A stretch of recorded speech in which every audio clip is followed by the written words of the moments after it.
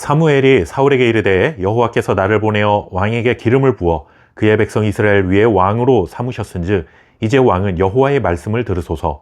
만군의 여호와께서 이같이 말씀하시기를 아말렉이 이스라엘에게 행한 일 곧 애굽에서 나올 때에 길에서 대적한 일로 내가 그들을 벌하노니 지금 가서 아말렉을 쳐서 그들의 모든 소유를 남기지 말고 진멸하되 남녀와 소아와 젖먹는 아이와 우양과 낙타와 나귀를 죽이라 하셨나이다 하니. 아멘. 사울은 블레셋과의 전쟁에서 이미 한번 하나님의 말씀을 가볍게 여겨 책망을 받았습니다. 하나님께 묻지 않고 조급함 속에서 제사를 드렸던 사울에게 사무엘은 여호와께서 왕보다 더 나은 사람을 찾으셨다라고 말했습니다. 이렇게 하나님은 사울에게 경고를 하셨지만 그에게 다시 한번 기회를 주셨습니다. 물론 이 기회는 계속해서 왕위를 이어갈 기회를 주신 것은 아닙니다. 하나님께서 사울과 그의 가문에서 더 이상 이스라엘 왕을 세우지 않기로 선언하셨기 때문에 하나님께서 그 일에 대해 마음을 바꾸신 것은 아닙니다. 다만 왕으로서 사울은 버리셨지만 그렇다고 해서 사울이라는 한 영혼을 완전히 버리신 것은 아니라는 뜻입니다. 사울이 왕으로서는 실패한 것을 돌이킬 수 없지만 그래도 여호와의 말씀에 순종하는 것은 하나님의 자녀로서 명예를 회복할 수 있는 기회를 주셨다라는 의미입니다.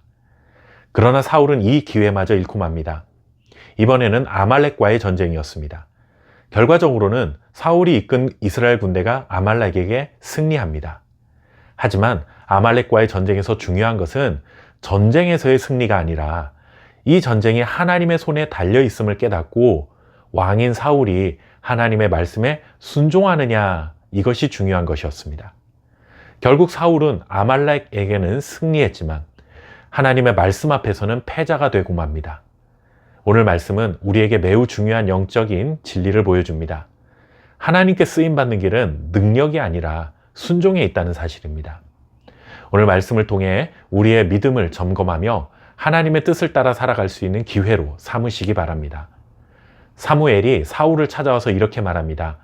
여호와께서 나를 보내어 왕에게 기름을 부어 그의 백성 이스라엘 위에 왕으로 삼으셨은즉 이제 왕은 여호와의 말씀을 들으소서.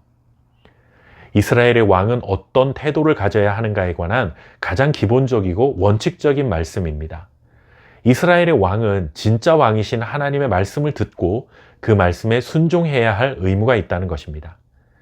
이렇게 사울이 가져야 할 가장 기본적인 마음가짐과 태도가 무엇인지 전한 뒤에 사무엘은 아말렉을 완전히 진멸하라 하는 하나님의 명령을 전해 주었습니다.